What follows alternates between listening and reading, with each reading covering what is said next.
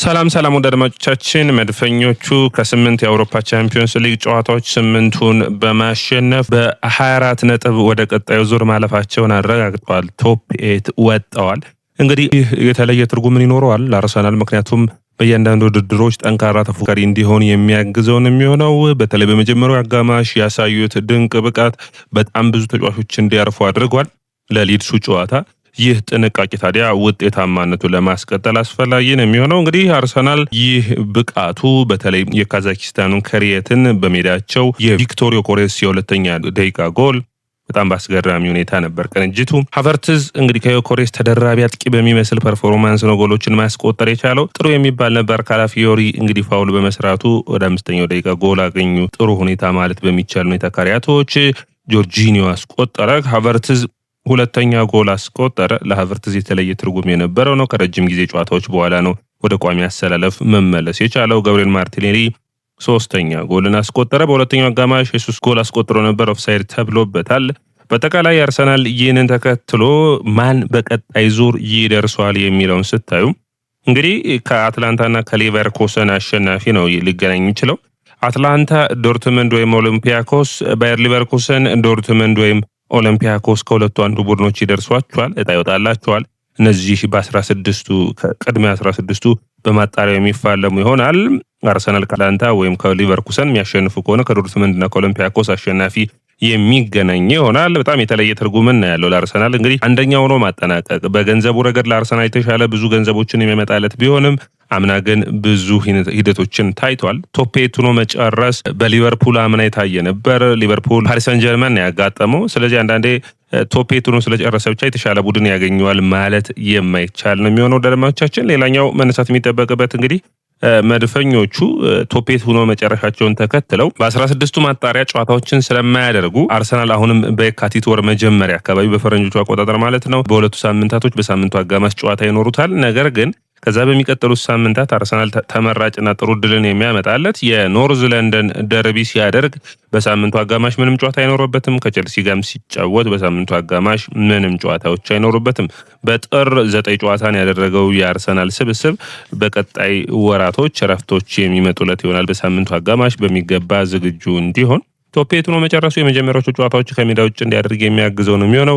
ያ ብቻ አይደለም። በፕሮግራሙ መሰረት ካያችሁ ደግሞ አርሰናል ከሜዳ ውጭ ካደረገ በኋላ በቀጥታ በሜዳው ነው የሚጫወተው በእንግሊዝ ፕሪሚየር ሊግ። ያ ጥሩ ድልን የሚያመጣለት ይሆናል። ምን ያክል መድፈኞቹ ይጓዛሉ በዚህ ውድድር ትልቁ ጥያቄ ነው የሚሆነው። አምና በግማሽ ፍጻሜው ነበር የተሰናበቱት። ዘንድሮስ ግማሽ ፍጻሜ እንግዲህ የሚጠበቅ ነው የሚሆነው። ዘንድሮ ብዙ ድሎችን ብዙ ዋንጫዎችን ለማሸነፍ የሚጥሩት መድፈኞቹ ውጤታማነታቸው የሚጠበቅ ይሆናል። ምን አይነት ድሎችን ያመጣሉ ትልቁ ጥያቄ ነው የሚሆነው። እንግዲህ አርሰናል በውድድር አመቱ ላይ በጥሩ ፐርፎርማንስ ቢነሳም በአንዳንድ ጨዋታዎች በተለይ በውድድር አመቱ 3 ሽንፈቶችን አስተናግዷል። ከነዛ ትምህርትን መውሰድ ወደ ለውጥ ማምጣትና በፍጥነት ወደ ጨዋታዎች መመለስ የሚያስፈልግ ነው የሚሆነው። ስብስቡ አሁን ሙሉ በሙሉ ዝግጁ የሆነለት የመጣ ይመስላል። ስለዚህ እነዚህ ተጫዋቾችን እያፈራረቁ ውጤታማ ጨዋታዎችን መጫወት የሚያስችል ነው የሚሆነው። በተለይ እንግዲህ ከማንቸስተር ሲቲ ጋር የሚያደርጉት የእንግሊዝ ፕሪሚየር ሊግ ፉክክሮች አንዱ ተጠባቂና አጓጊ የሚያደርገው ነው የሚሆነው። እንግዲህ ከቶፕ 8 ክለቦች ውስጥ በሚገርም ሁኔታ የእንግሊዝ ፕሪሚየር ሊግ ቡድኖች በጥሩ ሁኔታ ከኒውካስትል በስተቀር 5ቱ ቡድኖች ቶፕ 8 ውስጥ ለመጨረስ ጥረታቸውን አድርገው ውጤታማ ለመሆን ችለዋል። እንግዲህ አርሰናል በቀጣይ ጨዋታዎቹን የሚያደርገው ይህንን የማጣሪያ በመጋቢት 10፣ 11፣ 17፣ 18 ነው እንደ ፈረንጆቹ አቆጣጠር። እንግዲህ ቻምፒዮንስ ሊጉን ዋንጫ ለማሸነፍ መድፈኞቹ ዘንድሮም ጥረታቸውን የሚያደርጉ ይሆናል። እንግዲህ ባሰላለፉ ነገር ማይክል አርቴታ ምን አይነት ታክቲክ ነው በጥሩ ሁኔታ መነሳት የሚጠበቅበት የሃቨርትዝ በጣም በጥሩ ሁኔታ በኔ አስተሳሰብ ወይም በኔ እይታ ሃቨርትዝን ከዮኬሬስ ጋር አብረው ሲሰለፉ የማየት በጣም ከፍተኛ የሆነ ፍላጎት ነበረኝ። ታዲያ ሃቨርትዝን በተደራቢ አጥቂነት የሚመስል በሁለት አጥቂ መጫወት ምን ያክል እንግዲህ ማይክል አርቴታ ጎሎች በሚያስፈልጉበት ወቅት በጨዋታዎች መካከል እነዚህን ጨዋታዎች ሊጫወት እንደሚችል የሚያሳይ ውሳኔዎችን ነው የወሰነ ብዬ አስባለሁ። ታዲያ ሃቨርትዝ በመልሶ ማጥቃቱ በመከላከሉም ረገድ አርሰናልን ውጤታማ አድርጎታል። ውድ አድማጮቻችን እንግዲህ ሃቨርትዝ ከ357 ቀናት በኋላ ነው ቋሚውን የተሰለፈው። በውድድር ዓመቱ በእንግሊዝ ፕሪሚየር ሊግ አንድ ጨዋታ ነው በማንቸስተር ዩናይትድ ጨዋታ ተቀይሮ ገብቶ የነበረው። የሀቨርትዝ መመለስ እዚህ ስብስብ ውስጥ የተለየ ትርጉም ይኖረዋል። በተለይ ለአርሰናል አጨዋወት ሀቨርትዝ በተቸገረበት ጊዜ የሆነ ነገር የማምጣት አቅም ያለው ተጫዋች ነው ብዬ አስባለሁ። ምንም እንኳን ሀቨርትዝ በሌለባቸው ወቅቶች ነው አርሰናል ያለ ሀቨርትዝ እንደሚቸገር ብናቅም እዚህ ላይ መጠቀም የሚችላቸው ብዙ ነገሮች ይኖራሉ ብዬ አስባለሁ። ፕሬሲንጉ የሀቨርትዝ እና የኦዴጋርድ ፕሬሲንግ ሲሆን በጣም የተለየ አርሰናል እናያለን። በተለይ በወሳኝ ጨዋታዎች ውስጥ የሁለቱ ሚና አስፈላጊ የሚሆን ይመስለኛል። ሌላኛው መነሳት የሚጠበቅበት እንግዲህ የፖርትስማውዝ ጨዋታ ላይ ተቀይሮ ገብቶ በኤፍኤ ካፑ ጥሩ ፐርፎርማንሱ እንዳሳየ ይታወቃል። በዚህ ጨዋታ ግን ቋሚ ሆኖ መጀመሩ ቪክቶር ኮሬስ ጎን ተሰልፎ በተለይ ከኤዜ ያገኘውን ኳስ ለኮሬስ የሰነጠቀበት የኮሬስ በሁለት ደቂቃዎች ልዩነት ጎሎችን ያስቆጠረበት መንገድ በጣም አሪፍ እንደነበር የሚያሳይ ነው። እንግዲህ ሌላኛው መነሳት የሚጠበቅበት ነጥብ ብዬ የማስበው በጨዋታው ላይ የነበሩትን ተጽዕኖዎች በአጠቃላይ በምታዩበት ጊዜ እንደ ቡድን ሁለቱም ቡድኖች ጠንካራ ተፎካካሪ በተለይ ካሪያቶች በመጨረሻው ደቂቃ ነው ሁለተኛውን ጎል ያስቆጠሩት።